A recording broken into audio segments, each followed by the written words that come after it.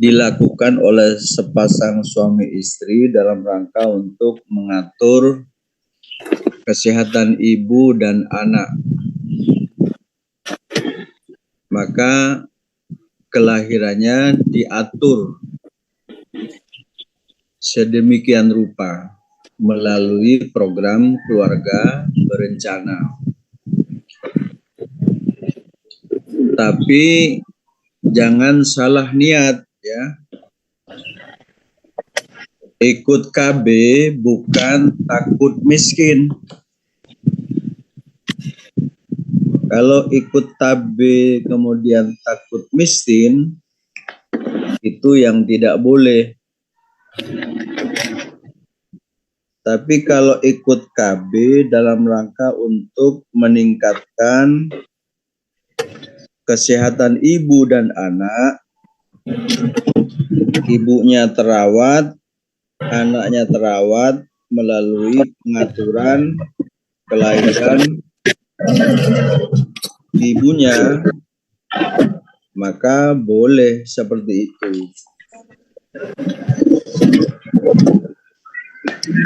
Karena itu saya ingin merekam tentang niat ya, supaya tahu tentang pengertian niat. Coba saya lihat dulu.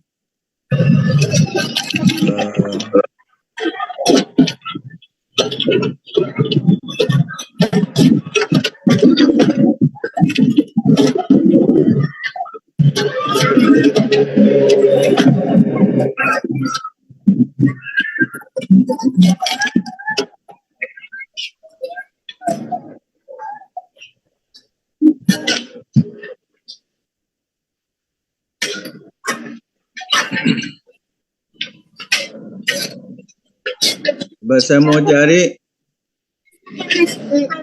yang kota Mas Abang itu ya? Iya Pak. Ambil. Oh ya. Saya rekam dulu Mas Abang ya. Iya Pak. Mas Abang tugasnya di mana sekarang? Kenapa? Tugasnya di mana? Sementara di RSU Pak. Oh iya. Tapi libur di rumah Pak. Orang apa? Ada lagi dah. Itlah dong, ada loh. Ini pertemuan yang keempat ya? Yang terakhir G. Pak. Kita bahas, seringkali kita menyebutkan kerja itu tergantung niat, kan begitu biasanya. Maka niat itu apa? Pertama, niat dalam hadis Nabi, innamal a'malu binniyat wa innama likulli imri'in ma nawa. Makna secara singkat bahwa innamal a'malu binniyat, melakukan pekerjaan itu tergantung niatnya. Wa innama likulli imri'in ma nawa, yang diajar, yang dikasih pahala itu tergantung pada niatnya. Innamal a'malu binniyat wa innama likulli imri'in ma nawa, tergantung niatnya. Orang bekerja harus ditata dulu niatnya. Orang beribadah juga ditata niatnya.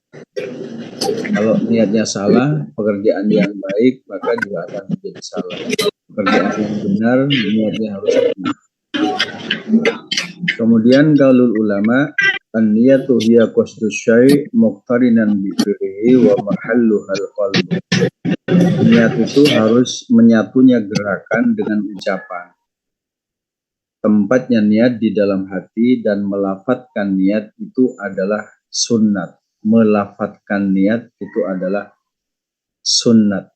Melafatkan niat itu adalah sunnat.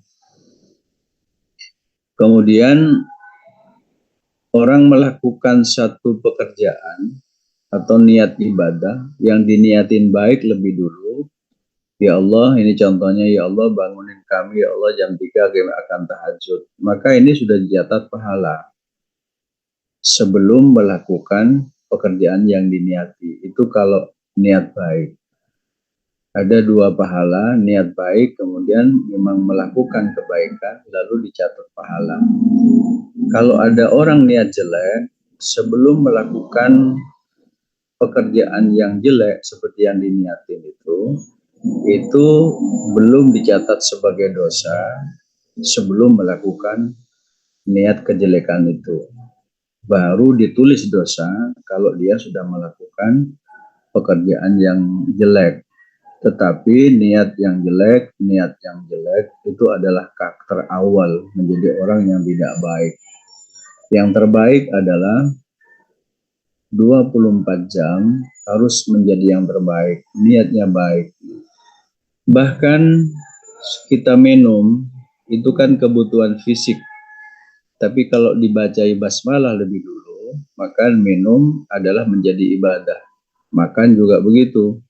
Makan kebutuhan fisik karena kita lapar, tapi karena dibacai bismillah maka makannya menjadi ibadah. Kam amalin minantuna biniyatin sahihatin sara minal akhirati. Kam amalin minantuna biniyatin sahihatin sara minal akhirati. Pekerjaan dunia, aktivitas sehari-hari, kalau diniatin dengan baik dan benar, itu menjadi pekerjaan akhirat dan berpahala. Karena itu jangan sepi dengan niat baik. Jangan pernah kita melakukan perbuatan tanpa basmalah, tanpa doa. Itulah mengawal niat kita menjadi yang terbaik. Pak Abang masuk, Mas Abang. Ya Pak, iya Pak.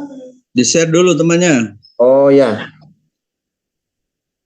Pertama, niat dalam hadis Nabi. Ya saya tak share dulu Pak G. Yeah.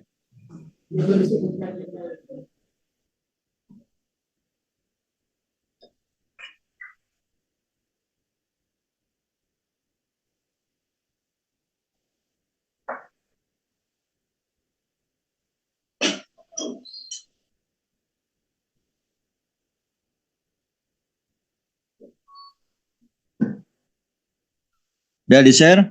Ya Pak, sudah saya share ke grup sama teman-teman PJMK dari kelas lain. Ya.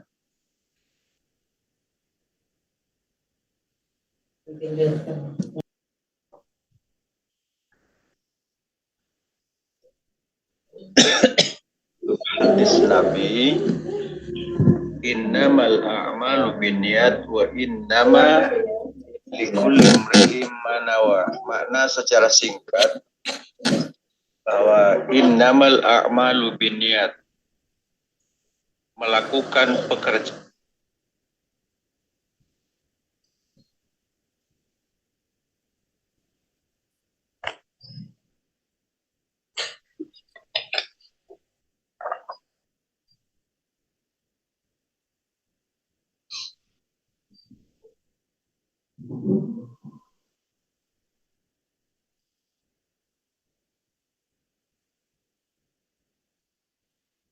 amal a'malu binniyat, melakukan pekerjaan itu tergantung niatnya.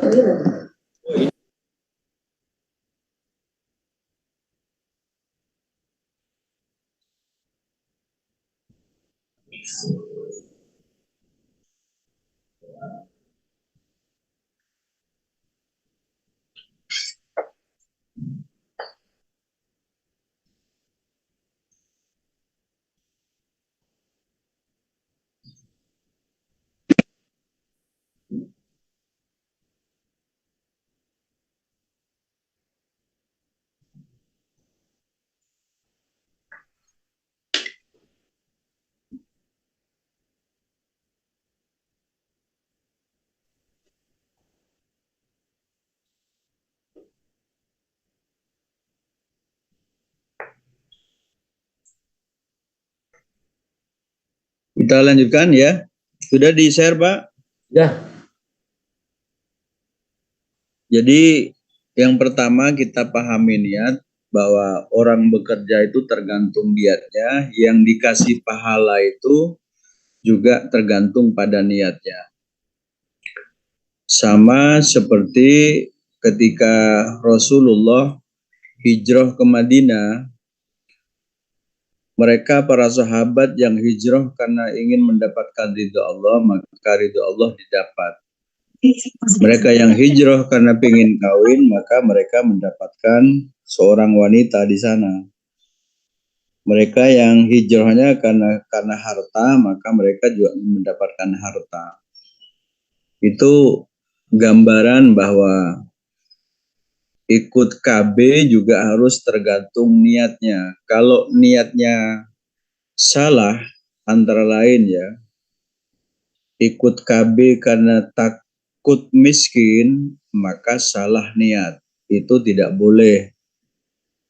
Ya, karena pada hakikatnya semua yang melata di muka bumi ini Allah sudah mengatur rizkinya. Allah sudah mengatur rizkinya. Cuman manusia wajib berikhtiar. Bisa ditangkap suara saya ini ya? Siapa? Kalau niatnya seperti itu maka tidak boleh ber-KB. Tidak boleh takut miskin misalnya gitu ya. Takut miskin, takut tidak bisa memberikan nafkah kepada anak ya.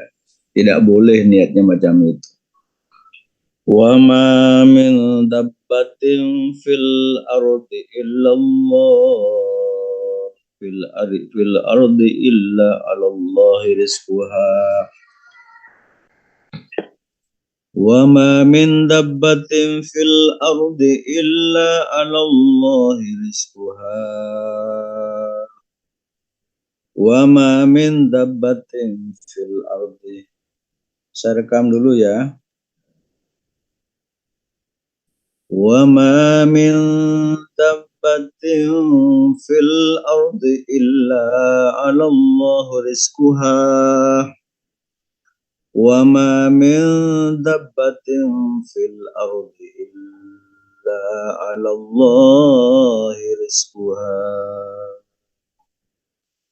Dan tidak ada suatu binatang yang melata pun di muka bumi, melainkan Allah lah yang memberikannya rezeki. Setiap yang melata di muka bumi ini menurut pandangan Allah sudah ada rezekinya. Allah hidupkan, Allah juga memberikan rezekinya, Allah juga yang mematikan. Karena itu sebagai manusia yang beriman kepada Allah, semua yang hidup ini Allah sudah akan memberikan rezekinya. Tapi manusia wajib berikhtiar. Innallaha huwar razzaqu dzul quwwatil matin. Innallaha huwar razzaqu dzul quwwatil matin. Sesungguhnya Allah dialah maha pemberi rezeki yang mempunyai kekuatan, lagi sangat kokoh. Wallahu yarzuqu man yasha. Wallahu yarzuqu man yasha. Allah yang memberikan rezeki kepada orang yang dikehendaki. Karena itu kalau kita berdoa, ya Allah, kehendaki kami ya Allah untuk mendapatkan rezeki-Mu yang banyak ya Allah, yang datang dari berbagai arah atas kehendak dan cinta-Mu ya Allah. Ya Allah, izinkan kami ya Allah untuk mendapatkan rezeki-Mu. Perkenankanlah kami ya Allah untuk mendapatkan rezeki-Mu yang banyak, yang datang dari berbagai arah atas kehendak dan cinta-Mu ya Allah. Kalau rezeki kami ada di langit, turunin ya Allah. Jika ada di bumi, keluarkan ya Allah. Jika rezeki kami jauh, tingkatkan ya Allah. Jika rezeki kami sedikit, banyakin ya Allah. Jika kami dapat rezeki sulit, maka permudahkan ya Allah. Ya Rabbal Alamin, karena Engkau yang memberi rezeki ya Allah. Mas Bambang nyampe? Nyampe Pak, alhamdulillah nyampe. Jadi ini yang dimaksud tata lebih dulu niatnya ya. Manusia itu wajib berikhtiar. Kalau makom kita memang makomnya berikhtiar ya.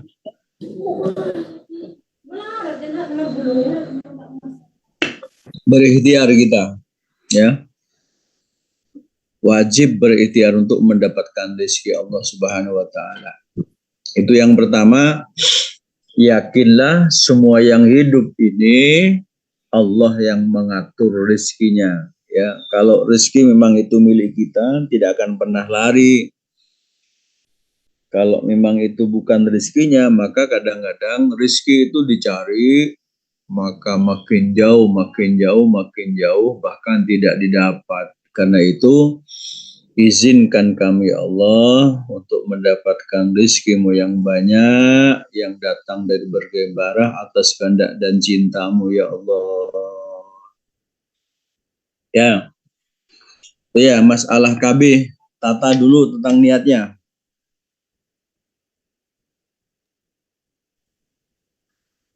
Kemudian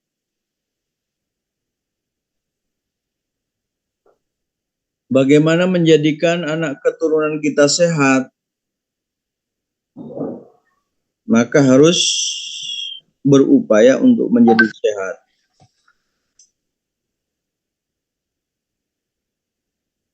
Wal yakhshal ladzina law taraku min khalfihim dzurriyyatan khafu alaihim wal yattaqullah wal yaqulu qawlan syadida.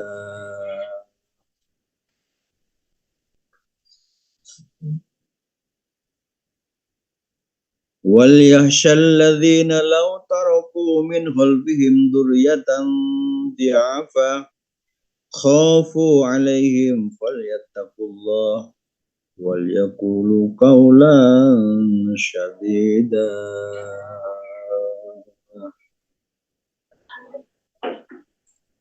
Coba di-share, diputar dulu Mas, yang barusan itu. Oke Pak.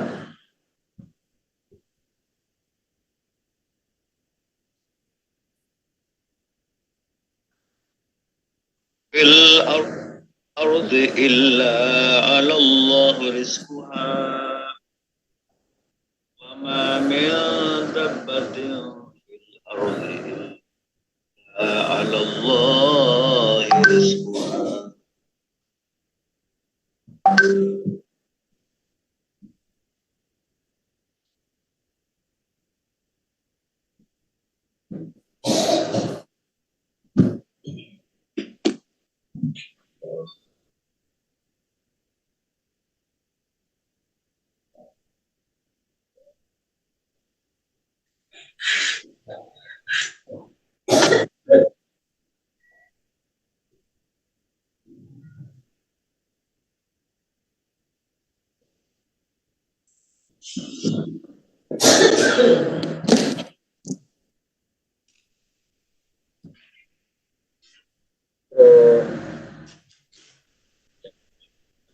Karena itu sebagai manusia yang beriman kepada Allah, semua yang hidup ini Allah sudah akan memberikan rezekinya. Tapi manusia wajib. A'udzubillahi minasyaitonirrajim.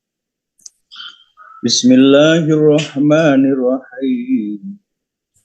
Wal yakhshal ladzina law taraku min khalfihim dzurriyyatan dhi'afa khafu 'alaihim falyattaqullaha wal yaqulu qawlan syadida. Dan hendaklah takut kepada Allah orang-orang yang seandainya meninggalkan di belakang mereka anak-anak yang lemah, yang mereka khawatir terhadap kesejahteraan mereka. Oleh sebab itu, hendaklah mereka bertakwa kepada Allah dan hendaklah mereka mengucapkan perkataan yang benar. Jadi lemah keturunan kita itu salah satunya lemah iman, lemah Islam, lemah ihsan, termasuk lemah dalam bidang kesehatan. Kesehatan yang tidak sempurna maka harus diupayakan sejak orang tua hamil, terdapat cabang bayi dalam kandungannya, maka banyak berzikir kepada Allah, gizinya dibuat cukup agar anak tersebut lahir dalam keadaan sempurna. Maka dalam konteks keluarga berencana, mengatur jarak kelahiran anak pertama, kedua, dan seterusnya diperlukan kesehatan seorang ibu dijaga, kemudian kesehatan anak pun juga dijaga dalam rangka ikhtiar untuk memperoleh kesehatan yang sempurna. Itu salah satunya. Maka yang diharapkan al-mu'minul qawiyyu, kata Nabi. Al-mu'minul qawiyyu khairun wa ahabbu ilallah minal mu'minid dha'ifi. Orang mukmin yang kuat itu lebih baik dan lebih disukai oleh Allah daripada orang mukmin yang lemah. Maka bagaimana menjadikan kita sebagai muslim, muslimah, Bapak Ibu, regenerasi kita harus menjadi orang mukmin yang kuat imannya, kuat Islamnya, kuat akhlaknya, sempurna akhlaknya, sungguh juga kuat kemandiriannya, secara ekonomi juga kuat, akan lebih bagus. Karena itu diperlukan berikhtiar secara maksimal. Mas Bambang sudah masuk? Masuk, Pak. Ya. Saya share dulu ya, Pak ya. Ya, share dulu.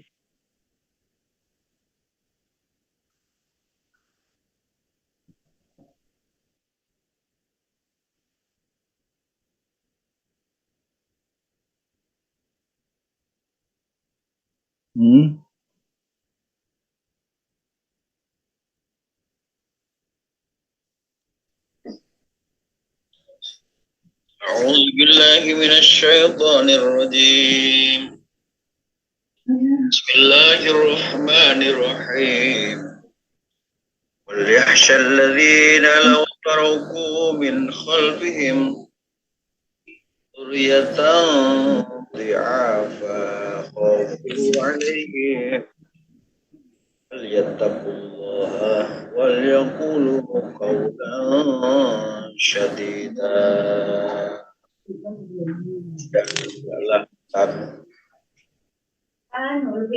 Adalah takut kepada Allah. Orang yang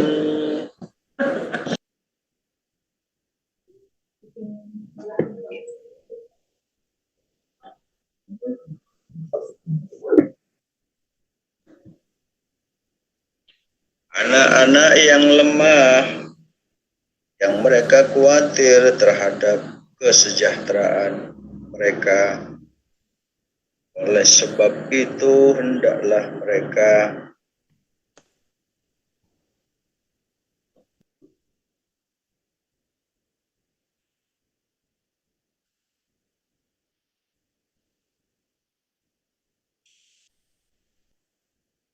Ya. Baik, mempersiapkan regenerasi kita dalam hal ini anak,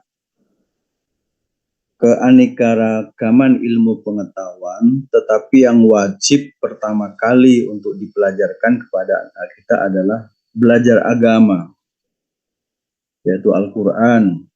Sebagaimana sabda Nabi, qala Rasulullah sallallahu alaihi wasallam, man razaqahullahu waladan walam yu'allimhul Qur'anah,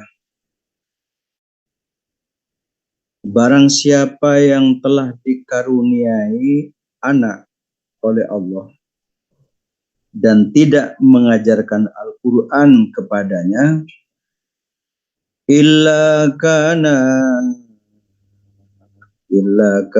kullu dzambin ya'malahul waladu ala abihi, illa kana kullu dzambin ya'maluhul waladu ala abihi, karena tidak diajarkan Al-Quran kecuali semua dosa yang dilakukan si anak atas sebab ayahnya. Wa yaumal qiyamati yuhasibul waladu abahu, di hari kiamat anak menghisab atau menuntut ayahnya karena tidak mengajarkan Al-Quran. Wa yaumal qiyamati yuhasibul waladu abahu ala tarkihi ta'limal Qur'ani wa yaqdillahu lahu alaihi. Di hari kiamat anak menghisab ayahnya karena tidak mengajarkan Al-Quran, dan Allah memberikan keputusan bagi anak atas ayahnya.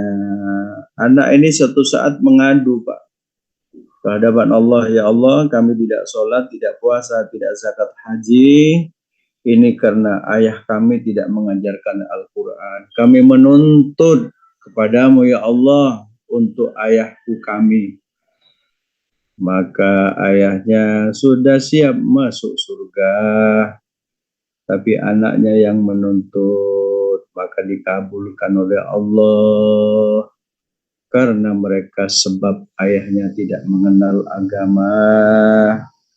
Akhirnya si anaklah yang menuntut ayahnya. Jangan lupa Bapak Ibu Saudara sekalian, selain belajar matematika, komputer, dan lain-lain, maka harus pelajari dulu agama. Biar kelak di hadapan Allah, sang ayah tidak dituntut oleh anaknya sendiri, yang suatu saat orang tua akan masuk neraka gara-gara anak tidak dikenalkan terhadap ilmu pengetahuan agama. Innar rajula la turfa'u darjatuhu fil jannah fayaqulu anna hadza fayaqulu istighfari waladikalat. Maka ada cerita di surga ini, dulu ketika dunia itu kan sama, dia sholat, saya puasa, dia puasa, dia haji, saya haji, dia puasa, saya puasa, mereka zakat, saya zakat. Itu kok di surga pangkatnya lebih tinggi, kok lebih bahagia. Kenapa? Nah, dalam hadis diceritakan itu karena anaknya seringkali memintakan ampun kepada Allah. Derajatnya orang tua karena anaknya sering mendoakan orang tuanya. Anak yang soleh yang mendoakan kepada orang tuanya, akhirnya orang tuanya masuk surga dengan derajat yang tinggi karena anaknya seringkali membaca istighfar untuk orang tuanya. Mas, masuk. Siap.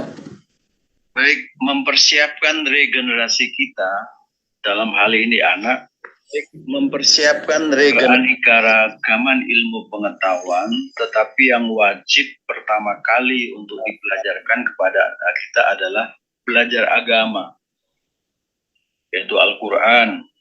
Sebagaimana sabda Nabi, qala Rasulullah sallallahu alaihi wasallam, man razaqahullahu waladan walam yu'allimhul Qur'ana, barang siapa yang telah dikaruniai anak oleh Allah dan tidak mengajarkan Al-Quran kepadanya, illa kana kullu dzambin ya'malahul waladu ala abihi, illa kana kullu dzambin ya'maluhul waladu ala abihi, karena tidak diajarkan Al-Quran kecuali semua dosa yang dilakukan si anak atas sebab ayahnya. Wa yaumal qiyamati yuhasibul waladu abahu, di hari kiamat anak menghisab atau menuntut ayahnya karena tidak mengajarkan Al-Quran. Wa yaumal qiyamati yuhasibul waladu abahu ala tarkihi ta'limal Qur'ani wa yaqdillahu lahu alaihi, di hari kiamat anak menghisab ayahnya karena tidak mengajarkan Al-Quran, dan Allah memberikan keputusan bagi anak atas ayahnya. Anak ini suatu saat mengadu, Pak, ke hadapan Allah, ya Allah, kami tidak sholat, tidak puasa, tidak zakat haji, ini karena ayah kami tidak mengajarkan Al-Quran. Kami menuntut kepadamu, ya Allah, untuk ayahku kami. Maka ayahnya sudah siap masuk surga, tapi anaknya yang menuntut, maka dikabulkan oleh Allah karena mereka sebab ayahnya tidak mengenal agama. Akhirnya si anaklah yang menuntut ayahnya. Jangan lupa Bapak Ibu Saudara sekalian, selain belajar matematika, komputer dan lain-lain, maka harus pelajari dulu agama.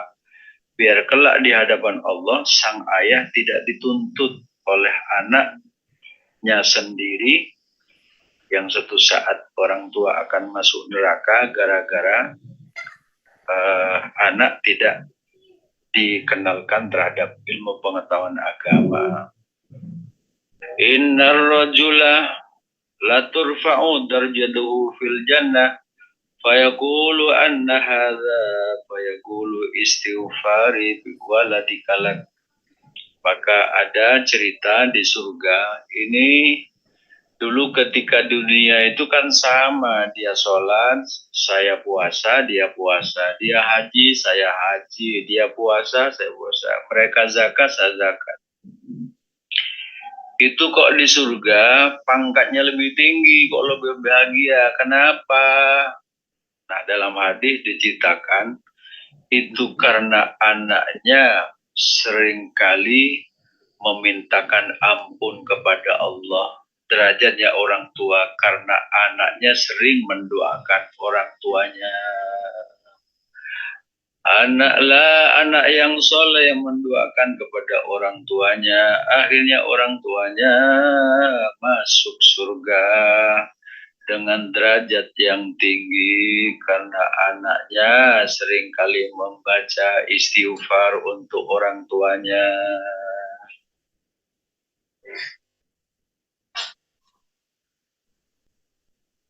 Sudah di-share, Pas? Sudah, Pak. Ya. Ya, Ge. Jadi dalam KB itu boleh dilakukan dalam bentuk ikhtiar. selama niatnya benar dalam rangka untuk menjaga kesehatan ibu dan anak, ya, ibu dan anak, ya, itu yang benar. Yang tidak boleh takut miskin, itu yang tidak boleh. Itu yang pertama, boleh mengikuti KB, ya, dalam rangka menjaga kesehatan anak, menjaga kesehatan ibu, untuk mengatur kelahiran. Yang kedua, makruh ikut KB itu lebih baik tidak ikut. Ya, misalnya mengikuti program KB berencana tidak menghendaki kehamilan, kelahiran, padahal suami istri sehat dan tidak ada hambatan untuk mencapai keturunan. Yang ketiga adalah haram mengikuti KB kalau takut miskin. Jadi itu tadi ya, Bapak Ibu saudara sekalian, penting menjaga akidah anak. Penting. Ya.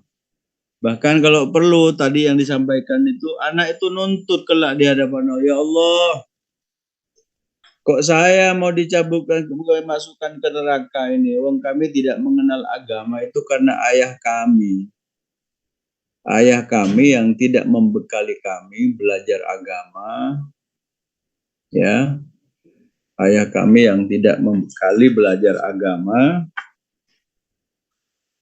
Karena itu kami nuntut ya Allah kepada orang tua kami. Jangan masukin surga dulu ya Allah. Kami tuntut orang tua kami. Maka tuntutan seorang anak terhadap orang tua maka dikabulkan oleh Allah Subhanahu wa taala. Itu yang pertama, penting menjaga akidah itu. Penting. Penting sekali.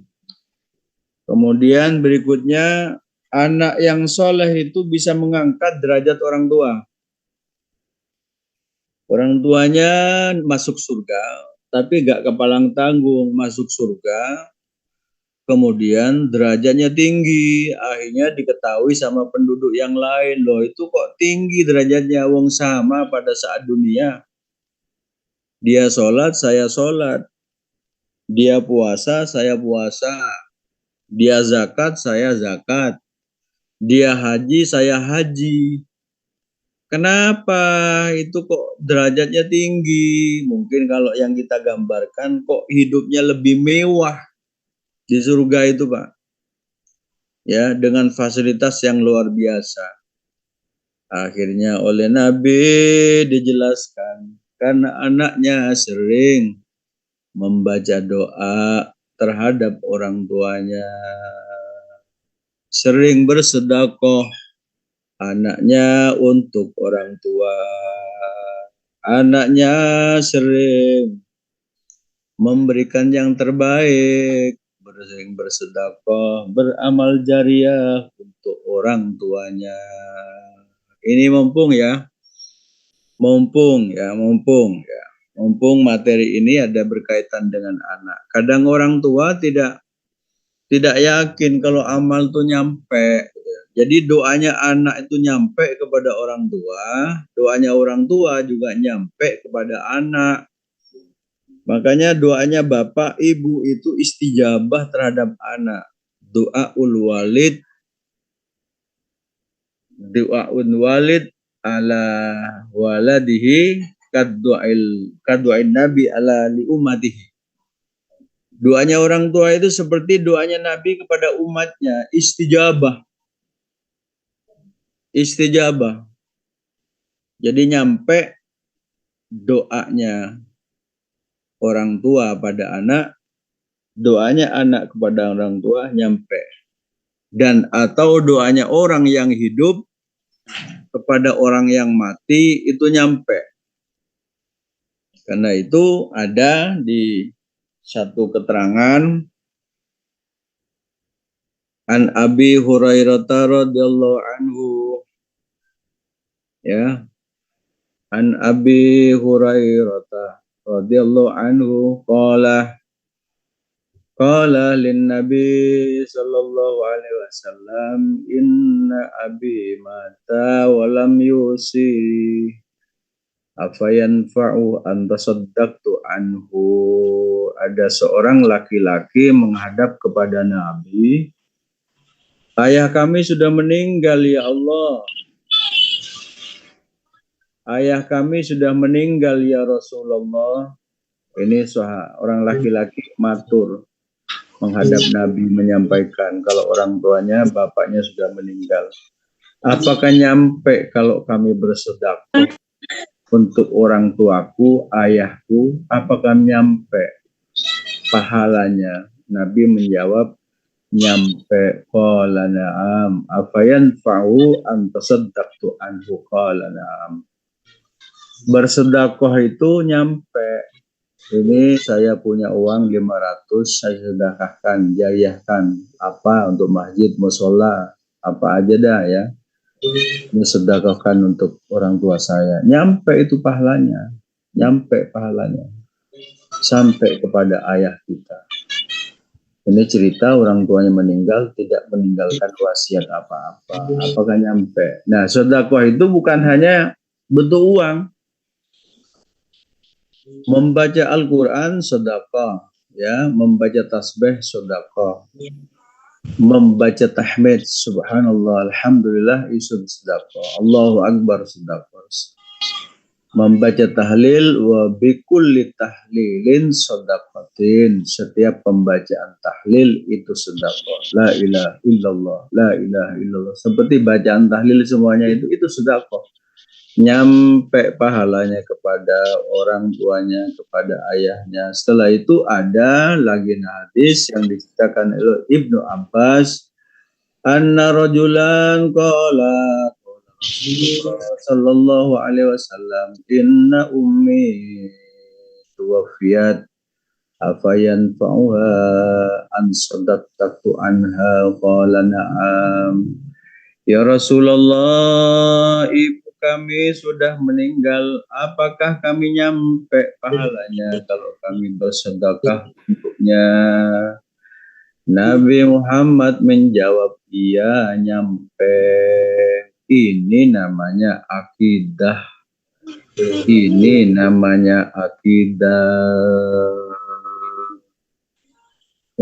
Mas, abang nyampe? Nyampe, Pak. Coba share dulu semuanya. Sudah 1, 2, sudah 5 ini. 5 rekaman ya. Ya, 5 rekaman, Pak. Sampai ya? Sampai, Pak. Ya. Ini yang masalah KB ya. KB program pemerintah dalam perspektif Islam boleh asal niatnya seperti yang disampaikan tadi. Dan berikutnya materinya adalah transfusi darah ya.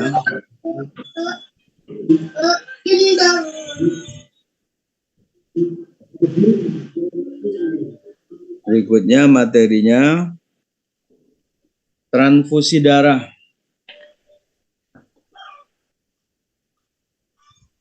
Apakah boleh transfusi darah?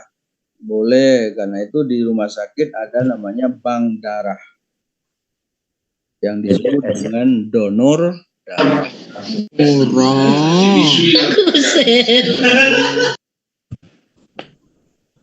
Ya, donor darah kemudian disimpan di rumah sakit.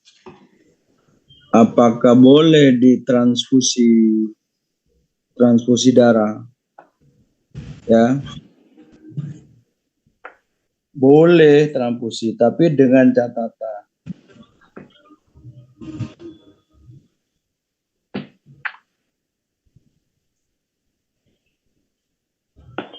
Ya.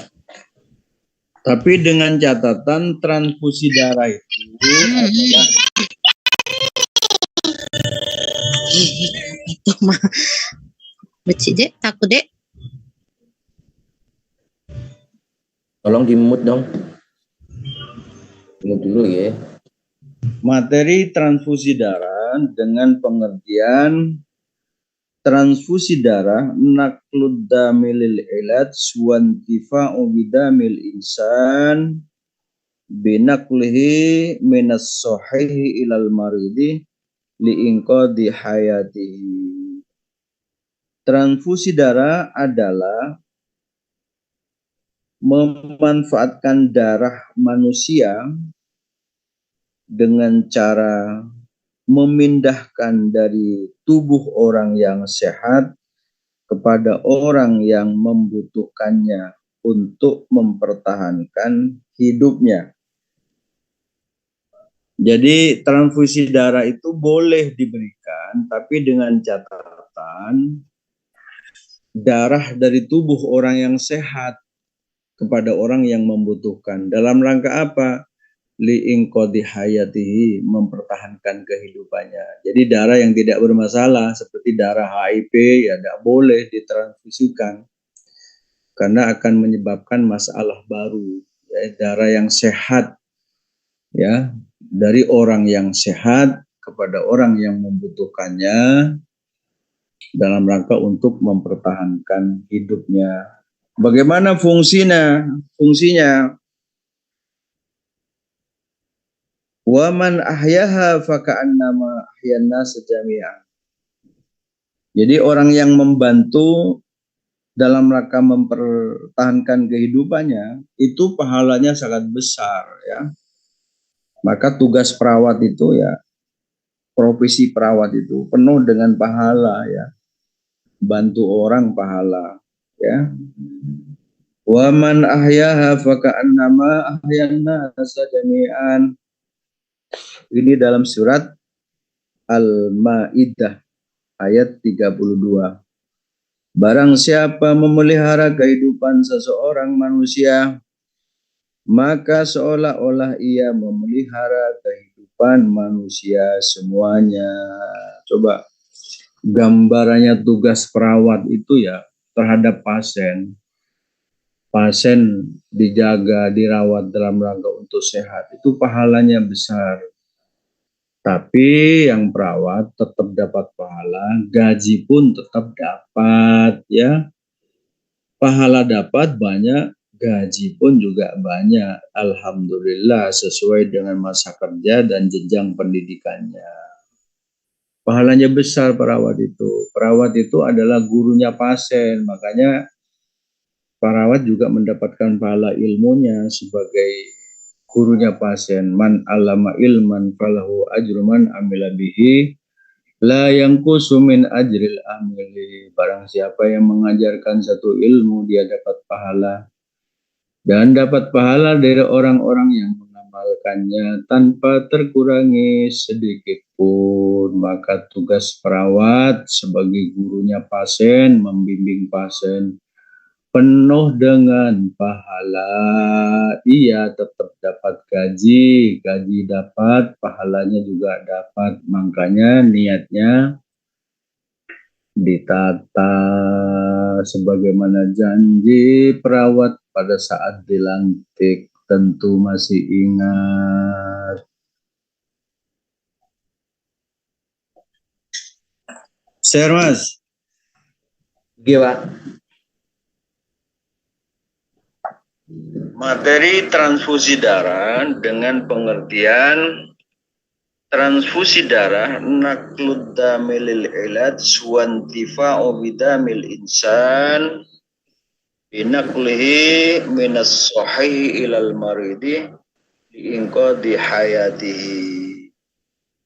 Transfusi darah adalah memanfaatkan darah manusia dengan cara memindahkan dari tubuh orang yang Sudah sehat 6 Pak ya? Ada 6 rekaman Pak ya? yang membutuhkannya. Ya, betul. Tahankan hidupnya. Materi transfusi darah dengan pengertian transfusi darah naqlud damilil ilat wantifa'u bidamil insan binaqlihi minas sahih ilal maridi liinqadhi hayatihi. Transfusi darah adalah memanfaatkan darah manusia dengan cara memindahkan dari tubuh orang yang sehat kepada orang yang membutuhkannya untuk mempertahankan hidupnya. Jadi transfusi darah itu boleh diberikan, tapi dengan catatan darah dari tubuh orang yang sehat kepada orang yang membutuhkan. Dalam rangka apa? Li'inqodhi hayati, mempertahankan kehidupannya. Jadi darah yang tidak bermasalah seperti darah HIV ya tidak boleh ditransfusikan karena akan menyebabkan masalah baru. Ya, darah yang sehat ya dari orang yang sehat kepada orang yang membutuhkannya dalam rangka untuk mempertahankan hidupnya. Bagaimana fungsinya? Wa man ahyaha faka'annama ahyan nas jami'an. Jadi orang yang membantu dalam rangka mempertahankan kehidupannya itu pahalanya sangat besar ya. Maka tugas perawat itu ya, profesi perawat itu penuh dengan pahala ya. Bantu orang pahala ya. Wa man ahyaha faka'annama ahyan nas jami'an. Ini dalam surat Al-Ma'idah ayat 32. Barang siapa memelihara kehidupan seseorang manusia, maka seolah-olah ia memelihara kehidupan manusia semuanya. Coba gambarannya tugas perawat itu ya terhadap pasien. Pasien dijaga, dirawat dalam rangka untuk sehat, itu pahalanya besar. Tapi yang perawat tetap dapat pahala, gaji pun tetap dapat ya. Pahala dapat banyak, gaji pun juga banyak. Alhamdulillah sesuai dengan masa kerja dan jenjang pendidikannya. Pahalanya besar perawat itu. Perawat itu adalah gurunya pasien, makanya perawat juga mendapatkan pahala ilmunya sebagai gurunya pasien. Man alama ilman falahu ajru man amila bihi la yanqusu min ajril amili. Barang siapa yang mengajarkan satu ilmu, dia dapat pahala dan dapat pahala dari orang-orang yang mengamalkannya tanpa terkurangi sedikit pun. Maka tugas perawat sebagai gurunya pasien, membimbing pasien, penuh dengan pahala. Ia tetap dapat gaji dapat, pahalanya juga dapat. Makanya niatnya ditata sebagaimana janji perawat pada saat dilantik. Tentu masih ingat. Coba semuanya putar dari awal. Yang 6 itu Pak. Yang pertama Pak. Ya, dari pertama ya. Oh, yang Bapak bikin itu ya, 6 kali itu ya. Sambil saya bunyikan, jenengan semua para mahasiswa menghidupi HP-nya. Pertama. Bahwa innamal a'malu binniyat. Melakukan pekerjaan itu tergantung niatnya. 28 orang. Wa innamal likulli imri'in ma nawa. Yang diganjar, yang dikasih pahala itu tergantung pada niatnya. Innamal a'malu binniyat wa innamal likulli imri'in ma nawa. Tergantung niatnya. Orang bekerja harus ditata dulu niatnya. Orang beribadah juga ditata niatnya. Kalau niatnya salah, pekerjaan yang baik maka juga akan menjadi salah. Pekerjaan yang benar, niatnya harus benar. Kemudian gaulul ulama, an-niyatu hiya qasdu syai' muqtarinan bi fi'lihi wa mahalluhal qalbu. Niat itu harus menyatunya gerakan dengan ucapan. Tempatnya niat di dalam hati dan melafatkan niat itu adalah sunnah. Melafatkan niat itu adalah sunnat. Melafatkan niat itu adalah sunnat. Kemudian orang melakukan satu pekerjaan atau niat ibadah yang diniatin baik lebih dulu. Ya Allah, ini contohnya, ya Allah bangunin kami, ya Allah jam 3 kami akan tahajud. Maka ini sudah dicatat pahala sebelum melakukan pekerjaan yang diniati. Itu kalau niat baik. Ada 2 pahala, niat baik, kemudian memang melakukan kebaikan, lalu dicatat pahala. Kalau ada orang niat jelek, sebelum melakukan pekerjaan yang jelek seperti yang diniatin itu belum dicatat sebagai dosa sebelum melakukan niat kejelekan itu. Baru ditulis dosa kalau dia sudah melakukan pekerjaan yang jelek. Tetapi niat yang jelek itu adalah karakter awal menjadi orang yang tidak baik. Yang terbaik adalah 24 jam harus menjadi yang terbaik, niatnya baik. Bahkan kita minum, itu kan kebutuhan fisik. Tapi kalau dibacai basmalah lebih dulu, maka minum adalah menjadi ibadah. Makan juga begitu. Makan kebutuhan fisik karena kita lapar. Tapi karena dibacai bismillah, maka makannya menjadi ibadah. Kama amalin minad dunah biniyatin sahihatin sara minal akhirati kama amalin minatuna biniyatin sahihatin sara minal akhirati. Pekerjaan dunia, aktivitas sehari-hari, kalau diniatin dengan baik dan benar, itu menjadi pekerjaan akhirat dan berpahala. Karena itu jangan sepi dengan niat baik. Jangan pernah kita melakukan perbuatan. Minta minum air putih.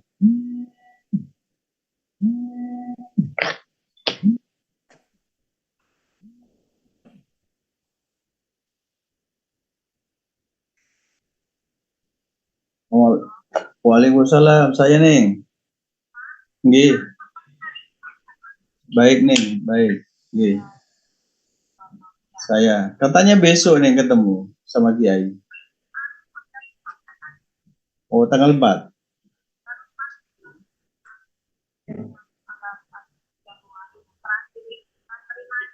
Oh.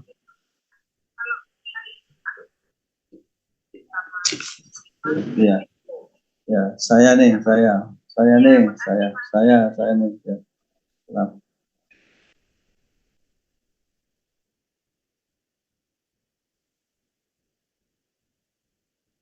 Silakan diputar, Pak. Slide ketiga. Rekaman ketiga. Siapa? Monggo, Pak. Kita nyantai sambil dengerin materi itu diulang. Oke. Oh, rekaman yang ketiga ya?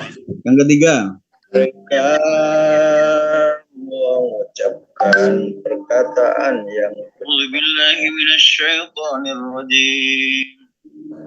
makali untuk dipelajarkan kepada. Jadi lemah keturunan kita itu salah satunya lemah iman, lemah Islam, lemah ihsan, termasuk lemah dalam bidang kesehatan.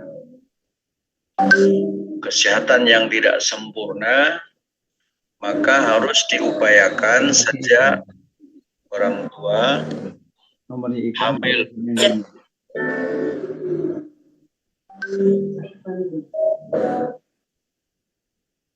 Monggo, yang keempat. Siapa?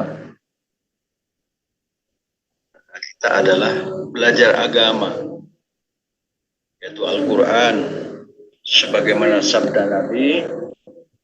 Qala Rasulullah sallallahu alaihi wasallam, man razaqahullahu waladan wa lam yu'allimhul Qur'ana. Sudah. Barang siapa yang telah dikaruniai anak oleh Allah dan tidak kepadanya Hadir. illa kana kullu dambin ya'malul waladu ala abihi illa kana kullu dambin ya'malul waladu ala abihi, karena tidak diajalkan Al-Quran kecuali semua dosa yang dilakukan si anak atas sebab ayahnya. Yaumal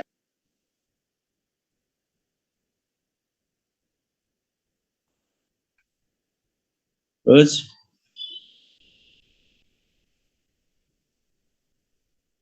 an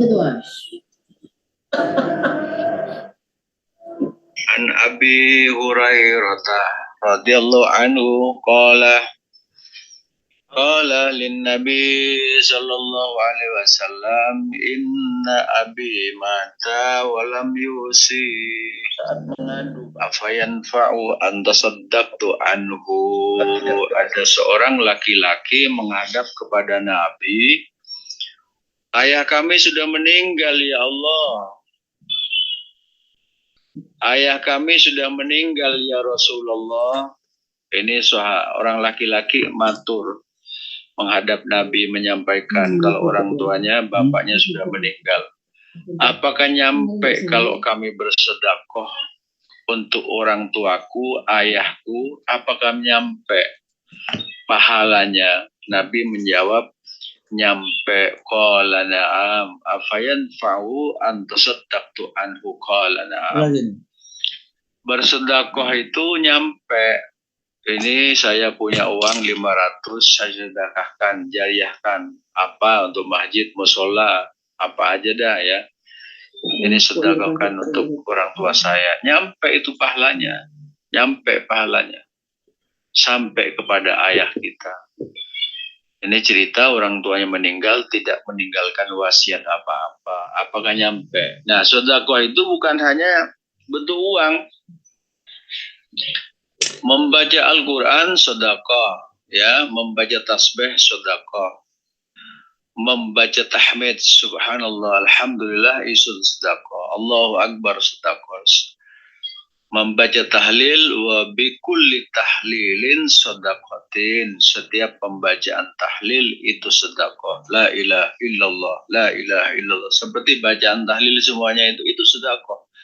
Nyampe pahalanya kepada orang tuanya, kepada ayahnya. Setelah itu ada lagi hadis yang diceritakan oleh Ibnu Abbas, anna rajulan qala Rasulullah sallallahu alaihi wasallam inna ummi tuwafiyat afayanfa'uha an sadaqtu anha. Qala na'am ya Rasulullah, ibu kami sudah meninggal, apakah kami nyampe pahalanya kalau kami bersedekah untuknya?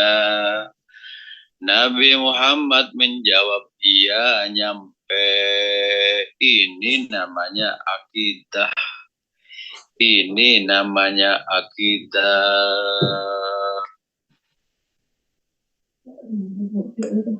lagi berbengkolan.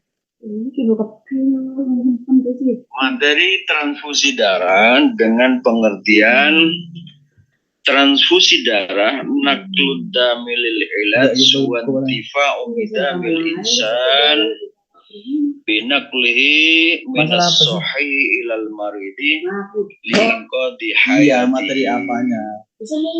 Transfusi darah adalah memanfaatkan darah manusia dengan cara memindahkan dari tubuh orang yang sehat kepada orang yang membutuhkannya untuk mempertahankan hidupnya. Jadi transfusi darah itu boleh diberikan, tapi dengan catatan darah dari tubuh orang yang sehat kepada orang yang membutuhkan. Dalam rangka apa? liingqadhi hayati, mempertahankan kehidupannya. Jadi darah yang tidak bermasalah seperti darah HIV ya tidak boleh ditransfusikan karena akan menyebabkan masalah baru. Ya, darah yang sehat ya dari orang yang sehat kepada orang yang membutuhkannya dalam rangka untuk mempertahankan hidupnya. Bagaimana fungsinya? Wa man ahyaha faka'annama Minta kan Intan ada buku sana. Jadi orang yang membantu dalam Intan, rangka di ruangan mempertahankan rektor, kehidupannya itu pahalanya sangat besar ya. Maka tugas perawat itu ya, profesi perawat itu penuh dengan pahala ya. Bantu orang pahala ya. Wa man ahyaha faka'annama ahyan nasa jami'an.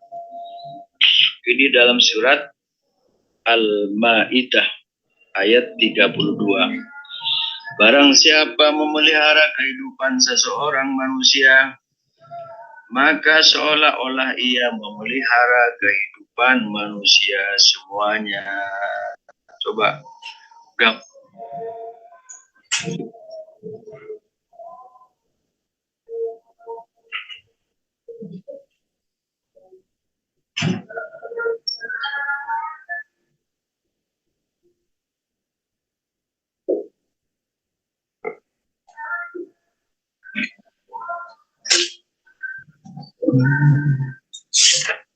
Baik, materi berikutnya adalah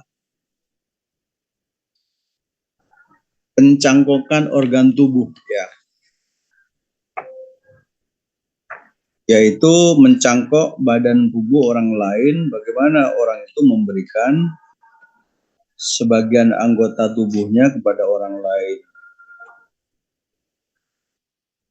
Pencangkokan organ tubuh.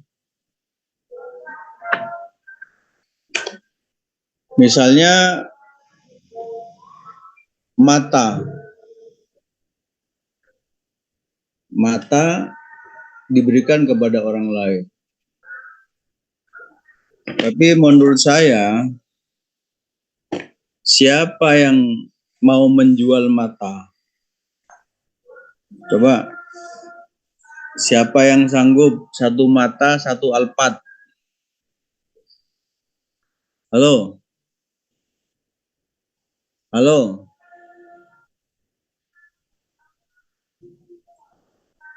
Fajriatul Maulidah. Apa komentar Anda ketika satu mata kemudian ditukar dengan satu alpat?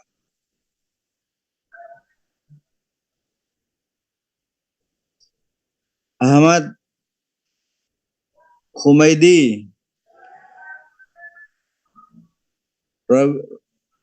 Rifatus Soleha, apa komentar Anda tentang pencangkukan organ tubuh? Satu mata kemudian ditukar dengan satu alpat yang harganya atau Mercy yang 3,5 miliar. Ada yang sanggup? Nggak bisa ditukar, Pak. Karena nggak mungkin, Pak, jadi yang asli kayak Tuhan menciptakan, Pak. Ya, betul. Saya sepakat. Memang tidak bisa ditukar dengan uang. Karena nilai sehat, kesempurnaan pada badan kita itu suatu pemberian dari Allah Subhanahu wa Ta'ala. Jangan bersedekah yang menyebabkan mudarat terhadap dirinya sendiri. Ya. Tidak bisa begitu. Ya. Akan terjadi mudarat pada kita sendiri. Mohon maaf, Pak, tanya, Pak. Mohon izin tanya, Pak. Ya. Hukumnya bagaimana, Pak, jika pada suatu manusia itu harus ditambahi organ lain, Pak? Contoh kayak operasi ataupun apa? Mungkin itu hukumnya bagaimana, Pak? Terima kasih, Pak. Misalnya salah satunya merubah bentuk ya. Merubah bentuk. Yang laki-laki dirubah menjadi perempuan.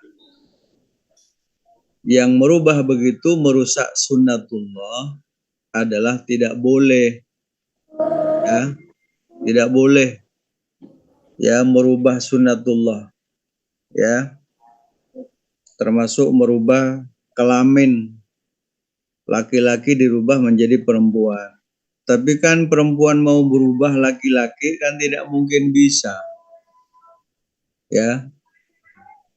Itu tidak boleh hukumnya merubah dari apa yang sudah ada. Tapi yang bisa misalnya bersolek, ya, mempercantik diri, merawat diri ya boleh. Kalau namanya merubah wajah supaya bersih ya boleh, dengan cara untuk niatnya tetap adalah untuk kesempurnaan kita sendiri, ya. Ada ginjal yang dijual misalnya, ginjalnya yang dijual tidak boleh juga karena memang akan menyebabkan mudarat terhadap dirinya.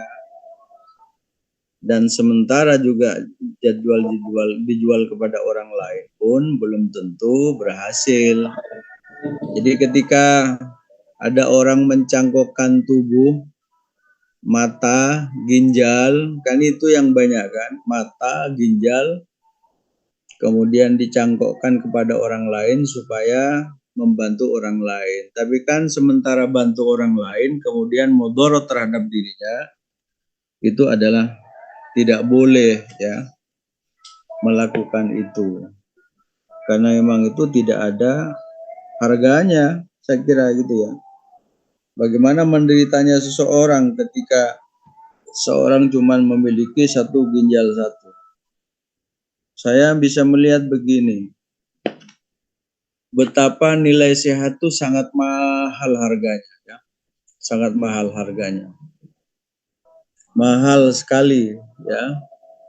Dan kita merasakan mahal itu tentu kalau sudah merasakan sakit. Baru merasa. Kalau sehat itu adalah mahal harganya ketika kita sakit.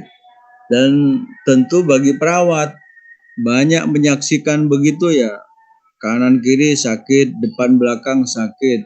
Kalau kita sadar, subhanallah, Allah berikan sehat.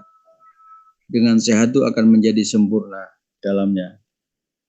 Jadi sementara jawaban kami seperti itu, Pak. Jadi menambah organ tubuh, kemudian merubah kelas kelamin ada dilarang oleh Islam karena merubah sunnatullah yang ada pada dirinya sendiri.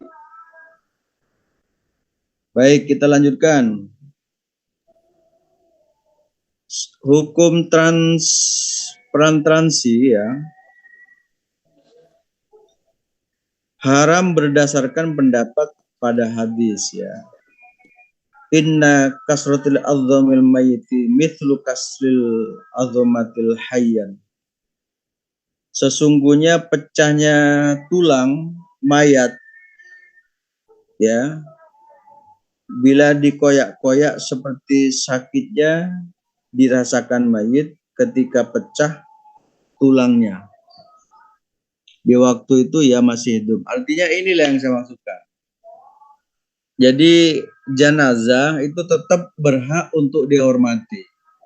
Jenazah itu tetap berhak dihormati, seakan-akan yang hidup menghormati seperti dia hidup, ya.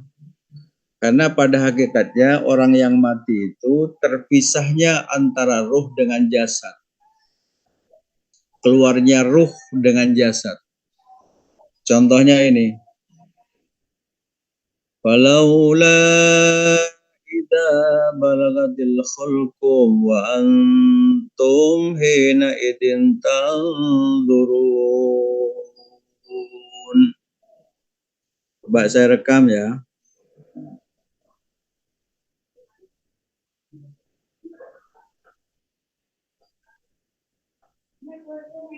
Ini ayat yang menerangkan ketika pada saat perawat memberikan pelayanan pada orang yang sakratul maut, yakinlah dia pada saat itu akan melihat satu yang diberi tontonan oleh Allah. Rohnya melihat pada perbuatan-perbuatan baik kalau memang dia adalah ahli ibadah. Dia juga akan diperlihatkan pada sekilas tontonan apa yang dilihat, sebuah siksa yang menakutkan. Karena itu ketika perawat akan memberikan pada sakratul maut, bimbinglah dengan kalimat La ilaha illallah, La ilaha illallah. Kalau ini terlalu panjang, Allah, Allah.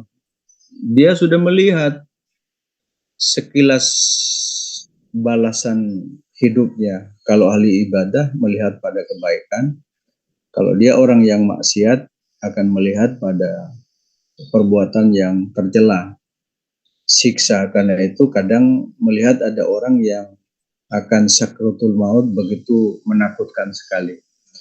Walaula idza balagatil khulqum wa antum hina idin tanzurun. Walaula idza balagatil khulqum wa antum hina idin tanzurun.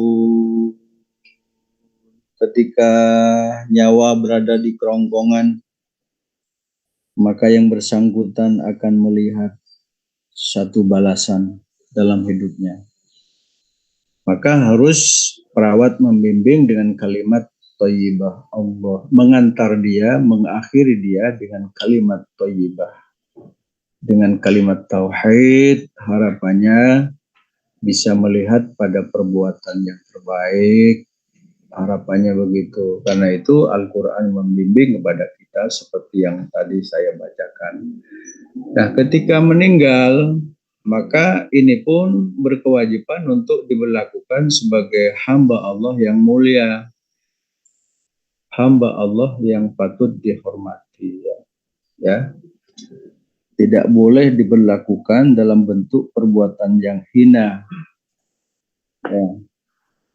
Inna kasrul azmih mayiti mislu kasri al-zurmati hayyan.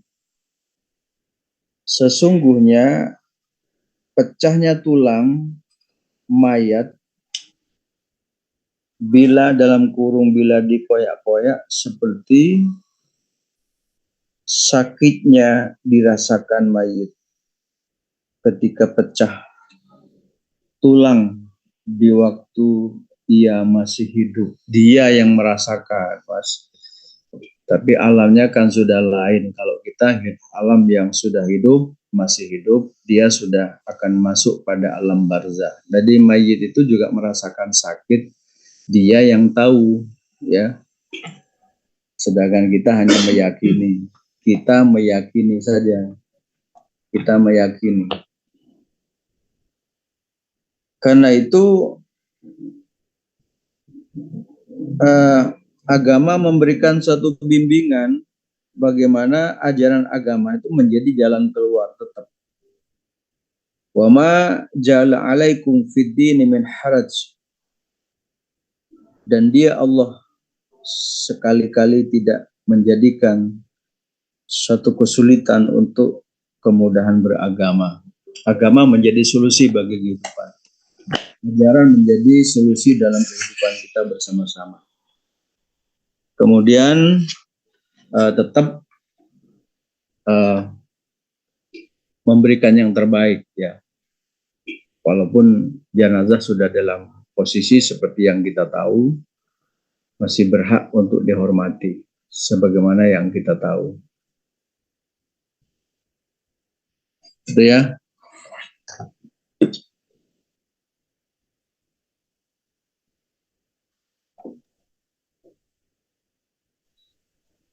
Ayat yang menerangkan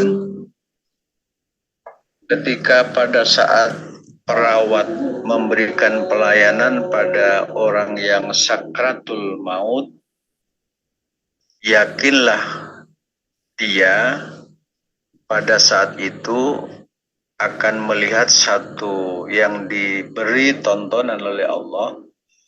Rohnya melihat pada perbuatan-perbuatan baik kalau memang dia adalah ahli ibadah. Dia juga akan diperlihatkan pada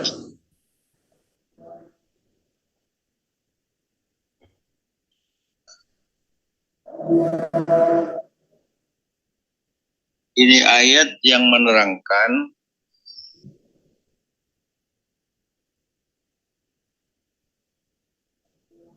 jika pada saat perawat memberikan pelayanan pada orang yang sakratul maut, yakinlah dia pada saat itu akan melihat satu yang diberi tontonan oleh Allah.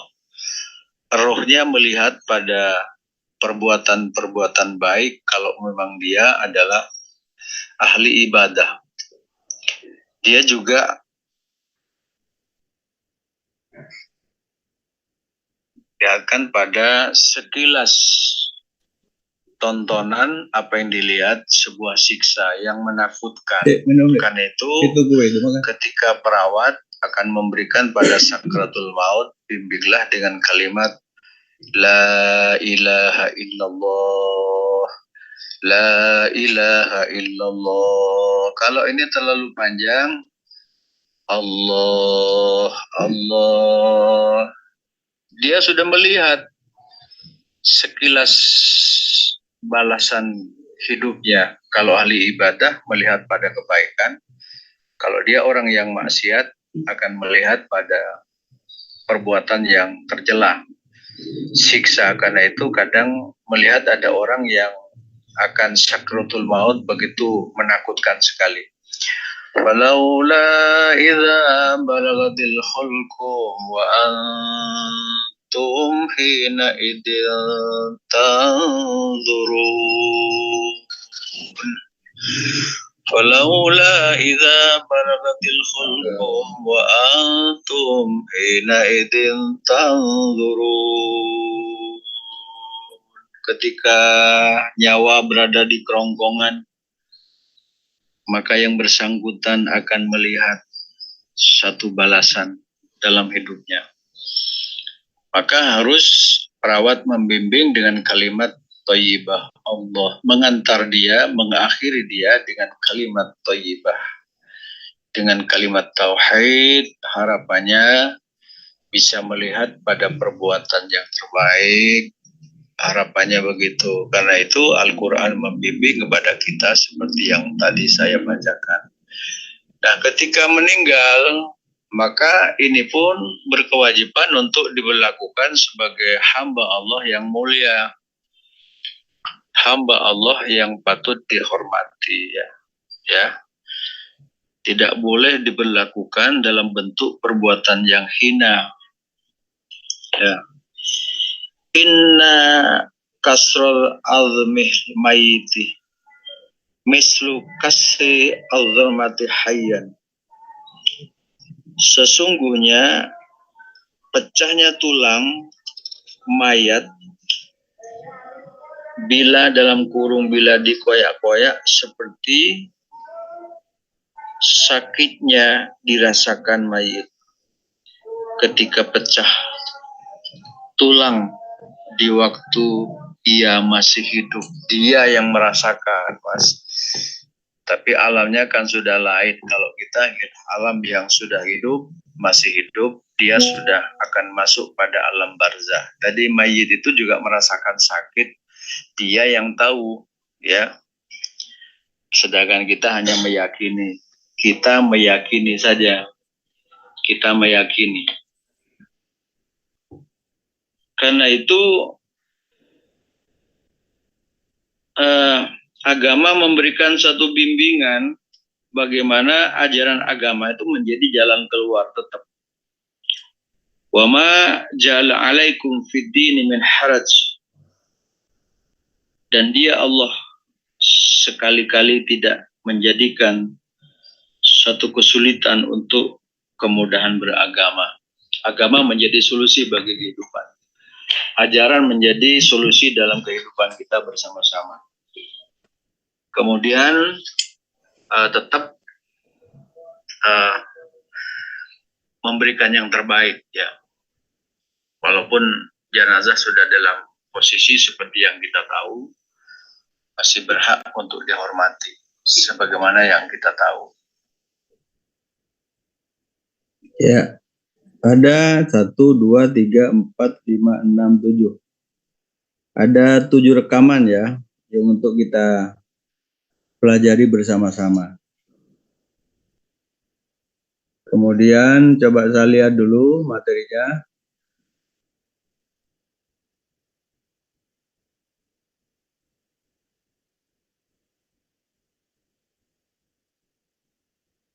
Coba panggilkan Hibdil tadi. Bapak Aziz, ini rekaman dari jenengan 7 Pak ya, total semua Pak ya, yang baru Pak ya. Ya, 7 ya. 7 yang baru, yang pertemuan keempat ya. Ya.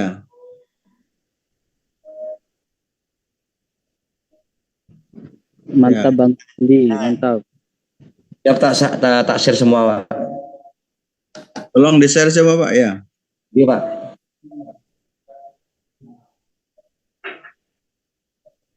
Tuh PJMK Situbondo itu Pak Ahmad itu.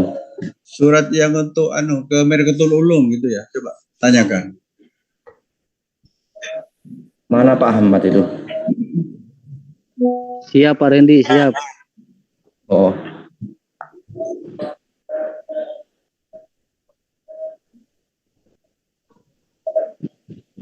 Selalu Baik. siap ilmu. Baik, berikutnya adalah perawat dapat melakukan satu sosialisasi betapa bahaya HIV/AIDS ya. Betapa itu merupakan satu kesengsaraan, satu keniscayaan bagi seseorang yang sampai terjebak melakukan hal seperti itu. Maka ketika dihubungkan dengan transfusi darah, maka darah orang yang punya penyakit HIV adalah tidak boleh ditransfusikan kepada orang yang sakit. Akan menimbulkan satu persoalan sendiri bagi dia. Tentu dengan berbagai faktor, silakan baca sendiri Bapak Ibu, mengapa ada orang tertentu sampai melakukan perbuatan tertentu yang pada akhirnya ia terkena penyakit HIV/AIDS ya. Itu harus menjadi tugas kita semuanya, memperkecil, jangan sampai regenerasi kita karena faktor penularan dari satu kepada yang lain sampai menambah jumlah deretan orang yang menderita penyakit itu. Kemudian bagaimana ketika ini juga dalam akidah ya, akidah perawatan jenazah dalam COVID ya, tetap jenazah yang mati, yang meninggal pada saat COVID kemarin, karena memang yang diupayakan itu jangan sampai terjadi penularan kepada yang lain. Maka tetap menggunakan satu protokol kesehatan. Cuman yang saya bahas adalah dalam konteks akidahnya. Pertama, berhak untuk dimandikan. Ya, tetap berhak dimandikan. Diperlakukan sebagai hamba Allah yang mulia, tetap tidak boleh dibungkus kemudian dibanting seperti kantong plastik, seperti kardus ya, tetap dihormati ya. Yang kedua, disolatin. Bahkan apakah sampai pahalanya sholat kepada mayit? Sampai sholatnya kepada mayit. Pahalanya sampai kepada mayit pada saat disolati. Jadi ketika sholat pada jenazah menerima pahala sholat, ya, sampai seperti yang saya sampaikan tadi itu, ya. Yang kedua, dibungkus. Ya, setelah dibungkus kemudian dimakamkan. Ya, oke, saya akan bicara soal setiap manusia itu kan akan mati dan rumah terakhir berada di dalam kuburan. Ini ada satu keterangan di mana tentang kubur, ya.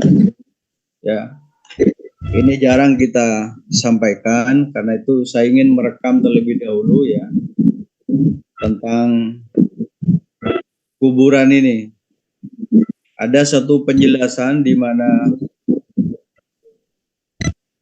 kuburan itu tempat akhir daripada manusia itu sendiri. Salah satu cuplikannya adalah qala Rasulullah sallallahu alaihi wasallam yaqulul kubru lil mayyiti hina yudha'u fihi wa yuhaka ya ibni adam ma gharraka bi. Rasulullah sallallahu alaihi wasallam bersabda, kubur berkata kepada orang yang mati yang diletakkan di dalamnya, kasihan kamu hai anak Adam, kasihan kamu hai anak Adam, apa yang menipumu karena aku? Benarkah kamu tahu bahaya aku ini rumah ujian? Alam ta'lam anni baitul fitnah. Jadi kuburan itu adalah rumah fitnah. Wa baitul zulmati, rumah yang gelap. Wa baitul wahdah, rumah itu kegelapan, rumah sendirian. Kemudian wa baitud dud, rumah ulat. Ya. Dan seterusnya, lalu terakhir fayaqulul qabru, lalu kuburan itu berkata, ini kan akidah ya, Nabi yang menerangkan. Fayaqulul qabru inni idza atahawwalu alaihi hadiran au'udu jasaduhu nuran wa tas'udu ruhahu ilallahi ta'ala. Kuburan itu berkata, sesungguhnya aku berubah menjadi hijau untuknya. Jasadnya kembali menjadi cahaya dan ruhnya naik menuju Allah Subhanahu wa ta'ala. Ini yang kita maksud ya, berbuat baik, mengirim Fatihah kepada orang yang sudah meninggal dunia, maka kata kuburan, tanah yang kita tahu sekarang ini, ia berkata akan menjadi hijau ya, akan menjadi taman-taman surga kalau dia adalah dibacai dengan kalimat thayyibah, disedekahkan oleh orang yang masih hidup, apalagi dia beramal baik, maka akan menjadi cahaya, gelap akan menjadi cahaya, dan ruhnya menuju Allah Subhanahu wa ta'ala. Itu yang kita maksud juga, roh ini milik Allah, ketika sudah meninggal dunia kembali menuju Allah Subhanahu wa ta'ala. Kalau rohnya penuh dengan kebaikan, maka akan menuju Allah dengan senang. Tapi ketika rohnya penuh dengan kemaksiatan, maka takut akan kembali kepada Allah, karena pada hakikatnya roh itu milik Allah, suci. Karena itu ketika dipakai dalam kehidupan dunia, harapan ya, roh kita pakai, dengan jasad kita pakai penuh dengan amal soleh, suatu saat akan husnul khotimah, kembali kepada Allah dalam keadaan baik, dalam keadaan penuh kenikmatan. Tapi kalau roh dan jasad kita gunakan dengan penuh kemaksiatan, akan kembali kepada Allah dengan penuh ketakutan. Sama dengan kita ini, kalau ibaratnya ya, dengan sebuah ilustrasi. Saya pinjam mobil miliknya jenengan. Waktu dipinjam baik-baik. Begitu dipakai 1 minggu, kok sudah pada hancur semua ya. Tentu akan takut mengembalikan. Dan tentu orang yang punya akan mengatakan, akan marah dan dikembalikan pada posisi yang baik seperti pada saat pinjam. Tapi kalau pada saat pinjam baik dan dikembalikan baik, yang punya akan rasa senang, apalagi masih diberikan jasa. Nah, jasa inilah amal baik yang menggunakannya. Kalau ilustrasi dengan mobil tadi. Saya kira begitu ya.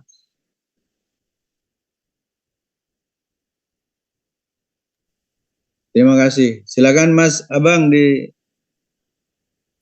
Salah satu Ini, Pak, ya? cuplikannya Ya. Qala Rasulullah sallallahu Saya share alaihi ya. wasallam mana Hibdil? kubru lil mayyiti Hmm? hatta yudha'u Basuratnya mana? ya ibni Adam ma warraka bi. Hibdil ini lagi. Rasulullah sallallahu alaihi wasallam bersabda, kubur berkata pada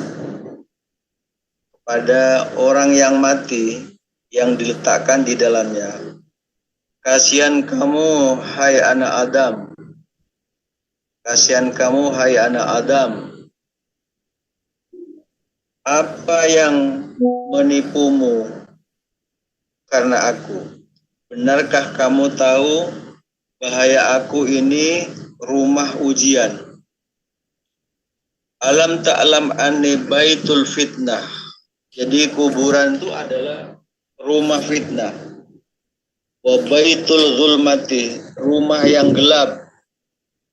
Wa baitul wahdah, rumah itu kegelapan, rumah sendirian.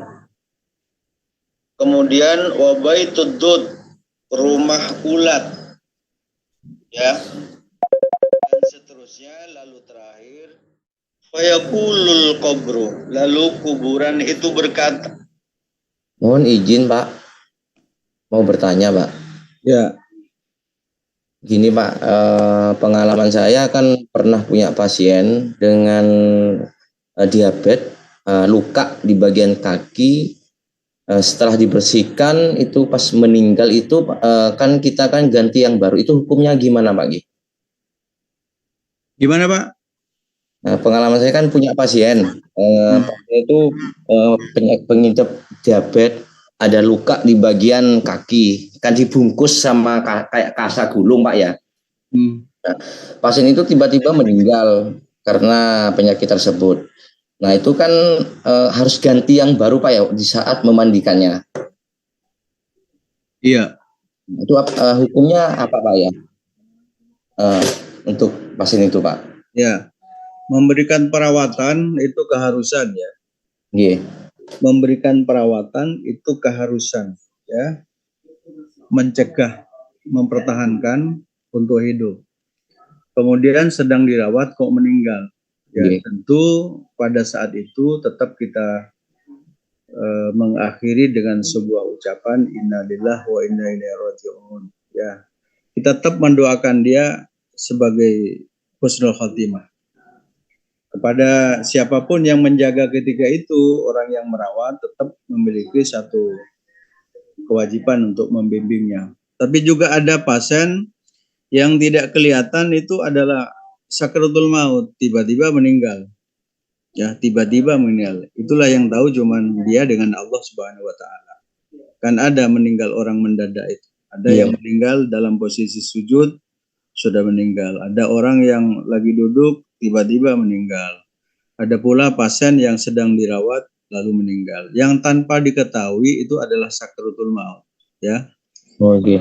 Ya, saya kira macam-macam kehidupan manusia itu sama-sama tidak tahu Pak akan mengakhiri sih seperti apa gitu ya. Yang saya tahu juga pernah ya saya di kalangan masyarakat tuh ya lama sekali ya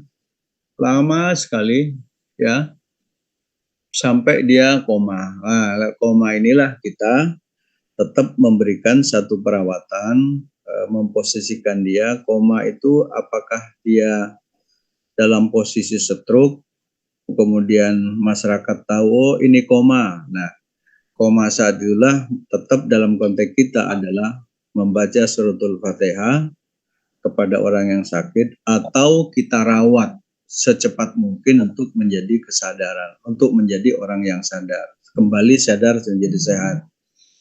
Kemudian sehat, ya kita rawat untuk menjadi sehat. Jadi menyikapi perawat menemukan hal seperti itu, tadi itu ada sakratul maut kelihatan wajib membimbing. Tapi ada pasien tiba-tiba meninggal. Ya, ketika tiba-tiba meninggal tetap kita mengucapkan Allahumma firlahu warhamhu wa'afihi wa'fu anhu, sebagaimana Nabi mengajarkan mendoakan ahli kubur seperti itu.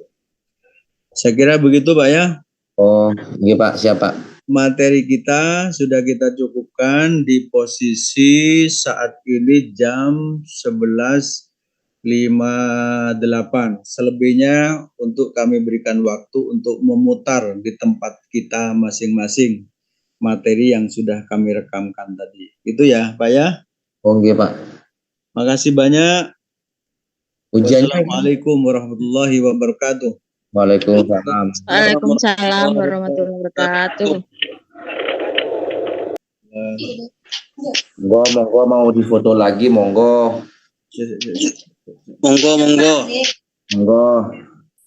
Monggo. Ayo.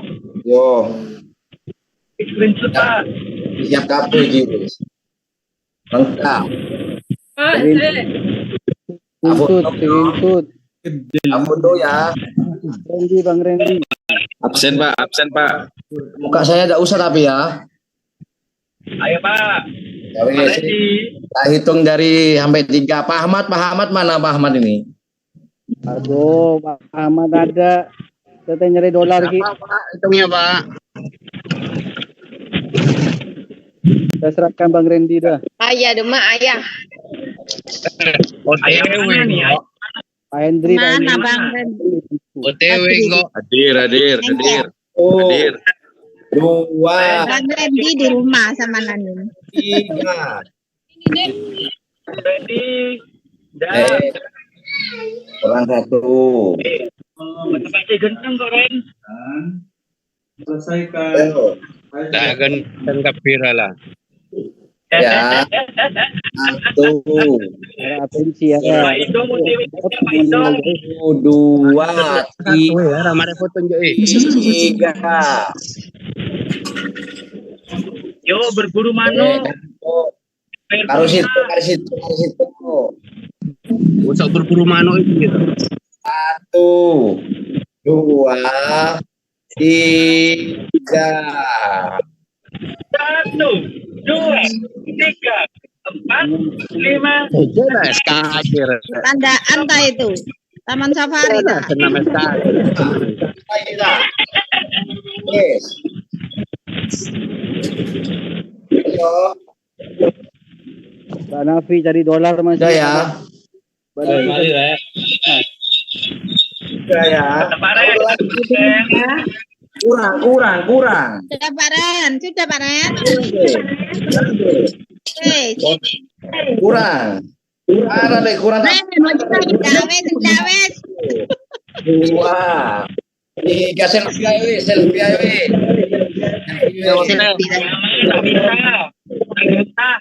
Mana enggak ada nama saya di sini. Stip. Wes ya. Wes iki aku Bang Ren kok jawab pasrah ya. Ujian ini. ayo. Yang nyopo ujian iki? Bapak semua. Kapan ujiannya ini? Sekarang ya tak apa-apa. Tak gawe soal ya. Kerjakan dulu. Namanya dengan Pasrah Bang Hendri wes kayak meten itu lho. Mari foto Ren. Mas Hendri jawab no kabeh wes. Randy. Mas Ren, Foto Ren.